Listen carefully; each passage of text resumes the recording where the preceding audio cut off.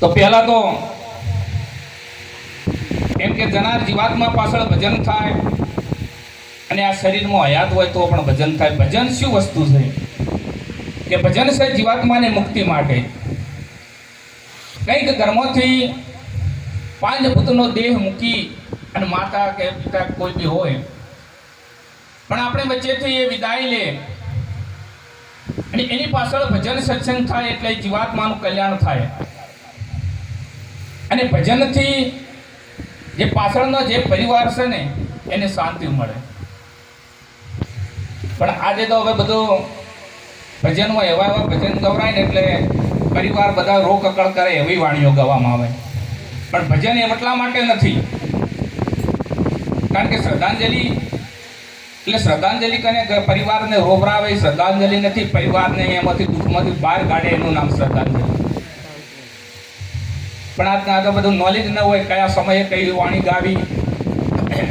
ખરેખર ભજનની વિવેક આખો અલગ છે પણ આજના મુઠિયાળાને બધું આ ભજન ગુરુમુખી વાણીઓ એ ના બેસે. એટલે ભજન સત્સંગ પરિવારને દુઃખમાંથી મુક્ત કરવા માટે છે. ધનાર જીવાત્માનો ઉદ્ધાર કરવા માટે છે. ભજન મનોરંજન માટે નથી. કારણ કે મનોરંજન માટે કરવામાં આવે એનું નામ ડાયરા અને ભજન છે ને એ જીવન મુક્તિ કરવા માટે છે. એટલે આ માનવનું શરીર મળ્યું છે અને આ શરીરે કોઈ દિવસ માતા પિતાનો ઋણમાંથી આપણે મુક્ત થઈ શકતા નથી. પણ માતા પિતાના ઋણમાંથી કદાચ મુક્ત થવું હોય તો ક્યારે થવાય? કારણ કે એક ભજનમાં કીધું છે કે માતા પિતાએ જન્મ દિયો, ગુરુએ દિયો જ્ઞાન. આ પિતાએ અને માતાએ આપણને આ શરીર આપ્યું છે અને પરમાત્માએ કૃપા કરી અને એ માતા પિતાને નિમિત્ત બનાવી આપણને માનવનું એક શરીર આપ્યું છે. તો આ શરીર શા માટે આપ્યું છે? એક આ સાધન છે પોતાના નિજ સ્વરૂપની પારખ કરી અને આ જીવનનું કલ્યાણ કરવા માટે, જન્મ મરણના ચક્રોમાંથી દૂર થવા માટે આ શરીર મળ્યું છે. એટલે કદાચ માતા પિતાના કુંખથી આપણે જન્મ લીધો પણ જન્મ લીધા પછી કોઈ સાચા સંતનું શરણ સ્વીકારી અને જો આ શરીરથી ભજન ન થાય તો કોઈ દિવસ માતા પિતાના ઋણમાંથી મુક્ત થઈ શકતા નથી. અને કદાચ આ શરીરથી જો ભજન થઈ જાય તો માતા પિતાના અને પરમાત્માના બંનેના ઋણી આપણે રહેતા નથી અને જ્યારે એ જીવનું કલ્યાણ થાય છે. બાકી જ્યાં સુધી આપણે પર ઋણ છે ત્યાં સુધી આપણે બંધનમાં છીએ, કોઈ દિવસ મુક્ત થઈ શકતા નથી. એટલે આ શરીર મળ્યું છે તો ભજન સત્સંગ કરવા માટે મળ્યું છે.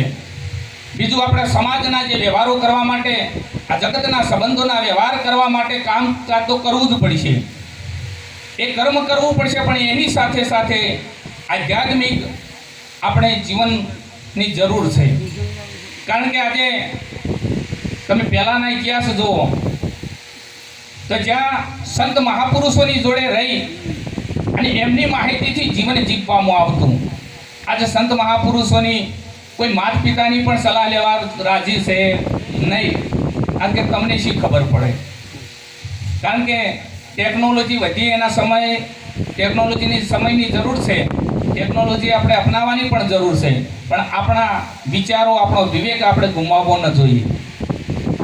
એટલે માતા પિતાની ખૂબ સેવા કરજો, સંત મહાપુરુષોના વચનોનું પાલન કરજો.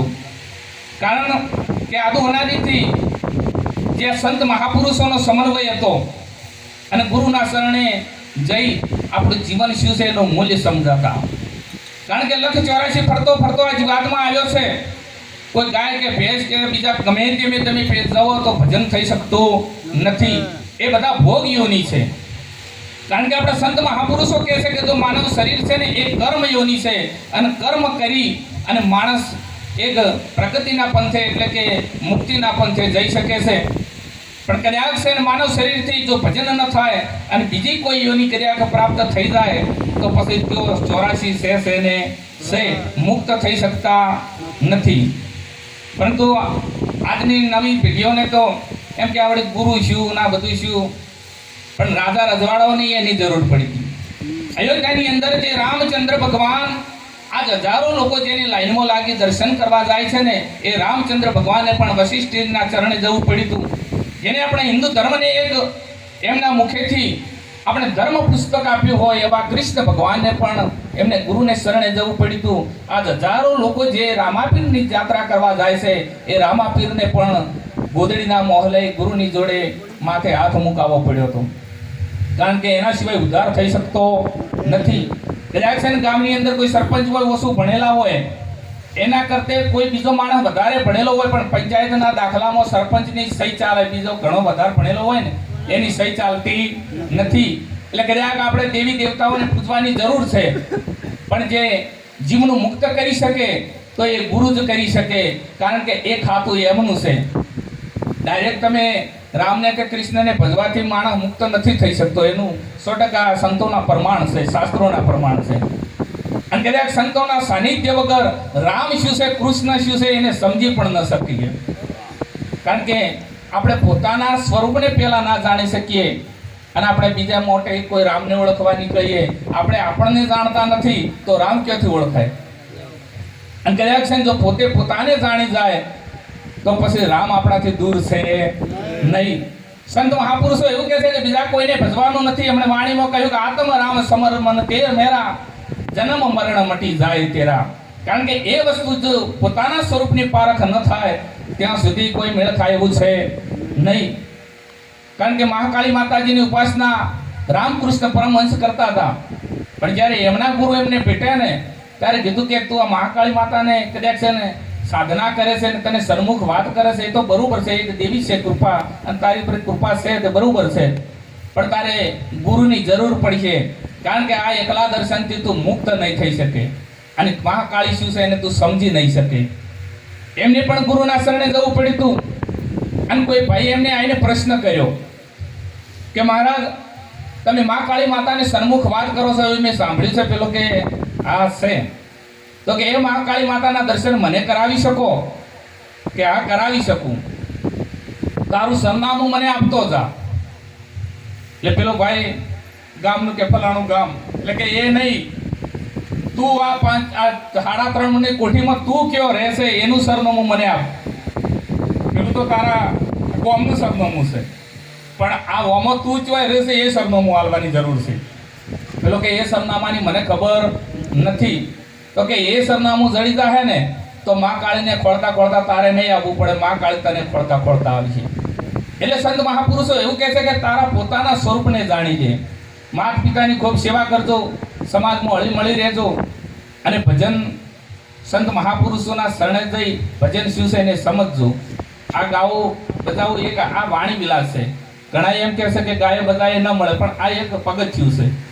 કારણ કે સાચા સમજણા માણસોની જોડે બેસીએ તો 100% આપણને વિવેક આવે, અને વિવેક આવે તો જ સાચી સમજણ આવે. કંઈક આપણે લાયકાત ધરાવીએ, કંઈક પાત્રતા બનાવીએ તો પછી ભજનની વાતો પછી છે. એટલે આ એક પગથિયું છે. સારા માણસો જોડે જઈને બેસજો, નહીંતર કે ક્યાં ગયા હતા ચોય નહીં, શું લાયા કોઈ નહીં. પણ આજના સમયની અંદર કોઈ માતા પિતાની મેં એમણે કહ્યું એમ સલાહ લેવાની કોઈને જરૂર લાગતી નથી. સંત મહાપુરુષોને તો કહે તો બોલે જ હોય. નહીં તો પેલા એક ભૂંડ હતું, એટલે ભૂંડ જે ગટરના ગારા ખોળતું હતું અને ગટરોમાં આળો ટેન ગારા ફેદે, એક મહાત્માજીથી નીકળે એને દયા આવી, એટલે કે એ ભૂંડ તો આ ગટરમાં આળો ટેન ગારા ફેદે છે, એટલે મારા હંગાત હેઠ તું તને સ્વર્ગમાં લઈ જઉં. એટલે ભૂંડ પૂછે છે કે સ્વર્ગમાં શું હોય? એટલે કે ત્યાં તો ભાઈ એવી અજાયબી બધી વસ્તુઓ હોય ને, દિવ્ય વસ્તુઓ. પેલો કે દિવ્યની વાત છોડ, ત્યાં ગટર હોય કે ના હોય એ મન કે. એટલે પેલા મહાત્મા કે ત્યાં સ્વર્ગમાં ગટર ના હોય તો કે જે દિવ્ય વસ્તુઓ છે તમને મુબારક, મારે તો ગટર હોય ચાલે, નકર આપવું નથી. એટલે કદાચ છે અને આવા જો આપણે ગટરમાં પેસી ગયા ને એને ભજન પાવે નહીં. એટલે સંત મહાપુરુષોના વચનો પાળી અને ક્યાંક ક્યાંક સારા માણસોનો સંગ કરજો. બેસીએ જહાં તહાં કરીએ ને કુસંગ સંગ, કારણ કે સંગ સાર ઉતારે ભવ પાર. સંગથી તરાય છે પણ અને સંગથી ડૂબાય છે પણ. લકડાના નાવમાં કદાચ બેસીએ ને તો 100% દરિયાની નદીને પાર થઈ શકીએ, પણ પખરાના નાવમાં બેસી અને જો તરવા જાઓ તો મેળ ખાહે નહીં. એટલે સારા સજ્જન માણસોનો સંગ કરજો, ભક્તોનો સંગ કરજો, માતા પિતાની ખાસ સેવા કરજો અને મોટા ભાઈની જે મોટા વડવાઓની આમૈયા રાખજો તો એ ભજન જ છે. સુરતા કજાક્ષાના હસમોને નિસળાઈ ગોસાલ છે, પણ હમાર રહી કોઈ ના લડત મોટા મોટી ભક્તિ છે.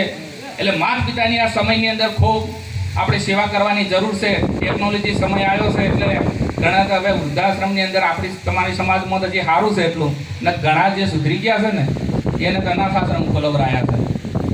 એટલે આવું ના થાય, કારણ કે સજ્જન સારા માણસોનો સંગ કરશો તો જ આપણા ઘરમાં આની દશા નહીં આવે. એટલે સારા માણસોનો સંગ કરજો. આટલું કંઈ મારી વાણીને વિરામ આપો. બોલે સદગુરુદેવ કી જય.